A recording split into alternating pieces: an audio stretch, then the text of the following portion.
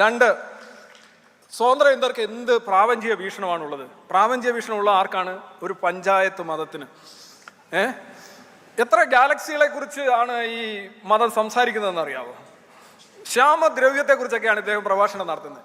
എവിടെയാണ് ഈ ഖുറാനിൽ ശ്യാമദ്രവ്യം, ശ്യാമോർജം? എന്ത് പ്രപഞ്ച വീക്ഷണമാണ് ഖുറാനിലുള്ളത്? നക്ഷത്രങ്ങൾ എന്താണ്? നക്ഷത്രങ്ങൾ നിങ്ങളുടെ ഇവിടെ ഡെഫിനിഷൻ പറയാനുള്ള ധൈര്യം ഉണ്ടോ നിങ്ങൾക്ക്? എന്താണ് നക്ഷത്രങ്ങൾ എന്ന് നിങ്ങൾ ഇവിടെ പറയൂ. ഞാൻ അതിലേക്ക് പോകുന്നില്ല, അതൊക്കെ അദ്ദേഹത്തിന് ഒരുപാട് വളർബിളായിട്ടുള്ള ഏരിയയാണ്. പിന്നെ അദ്ദേഹം കലിമയുടെ കാര്യം പറഞ്ഞു. അദ്ദേഹം ഒരു റെവല്യൂഷനുമായിട്ടാണ് വന്നിരിക്കുന്നത്. എന്താണെന്നറിയോ? ഈ യേശുവിനെയും പിന്നെ മോസസിനെയൊക്കെ അംഗീകരിക്കും.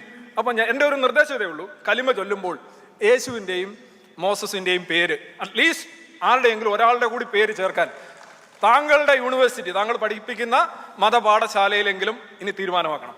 കാരണം നമ്മൾ കുറച്ചുകൂടെ ഇൻക്ലൂസീവ് ആണല്ലോ, കോസ്മോപൊളിറ്റൻ ആണല്ലോ, കാത്തോലിക് ആണല്ലോ. നിങ്ങളത് ചെയ്യുമോ? ചോദ്യം ഇതാണ്. വളരെ ഇത് ഒഴിഞ്ഞു മാറില്ല ഈ ചോദ്യത്തിൽ. നിങ്ങൾ വെറുതെ ഇങ്ങനെ പറഞ്ഞിട്ട് പോയ കാര്യമില്ല. മുഹമ്മദ് റസൂലാണെന്ന് അംഗീകരിക്കുന്നവനാണ് മുസ്ലിം. അല്ലാതെ ആദം മുസ്ലിം ആണെന്നോ എബ്രഹാം മുസ്ലിം ആണെന്നോ അല്ലെങ്കിൽ മോസസ് മുസ്ലിം ആണെന്നോ അംഗീകരിക്കുന്നോ അല്ല. താങ്കൾക്ക് ആ അഭിപ്രായം ഉണ്ടെങ്കിൽ താങ്കൾ അത് മാറ്റണം. ഇനി വേറൊരു കാര്യം, ഞാൻ ആദ്യമായിട്ട് പ്രധാനപ്പെട്ട ഒരു ചോദ്യം ചോദിച്ചിരുന്നു, വിഗ്രഹാരാധനയെക്കുറിച്ച്. ഞാൻ അതിലേക്ക് വരുന്നതിന് മുമ്പ് ഈ ചേലാകർമ്മം, പുരുഷന്മാരുടെ ചേലാകർമ്മം അവിടെ ഉണ്ടായിരുന്ന ഒരു ജൂത ആചാരമാണ്, ആഫ്രിക്കൻ ആചാരമായിരുന്നു, നാടോടി ആചാരമായിരുന്നു. ഓക്കെ, വിട്ടു. നിങ്ങൾ ആ സാധനം എടുത്ത് നിങ്ങളുടെ കിറ്റിയിലിട്ടിട്ടുണ്ട്. ഇനി ജനിക്കുന്ന കുട്ടികൾക്കും ഇനി വരാനിരിക്കുന്നവർക്കും എല്ലാം നിങ്ങൾ നിർബന്ധമാക്കിയിട്ടുണ്ട്. ഈ ദൈവത്തിൻ്റെ സൃഷ്ടി പരിപൂർണവും ദൈവം വലിയ എല്ലാം അറിയുന്നവനുമാണെങ്കിൽ എൻ്റെ ചോദ്യം ഇതാണ്, എന്താണ് ഈ ചേലാകർമ്മത്തിൻ്റെ യുക്തി? നിങ്ങൾ സംസ്കാരം ഉൾക്കൊണ്ടാണെന്നൊന്നും പറയില്ല.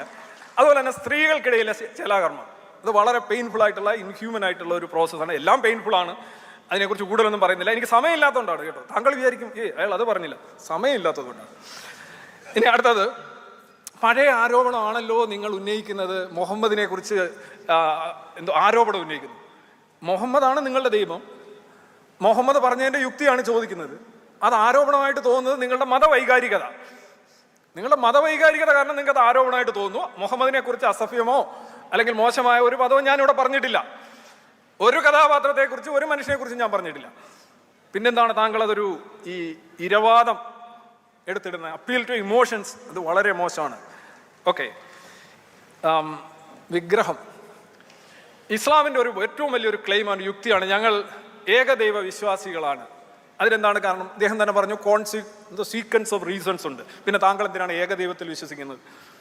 അൽ മനാർ, അൽ ഉസ, അൽ ലാത്ത, ഇതൊക്കെ എന്താണ്?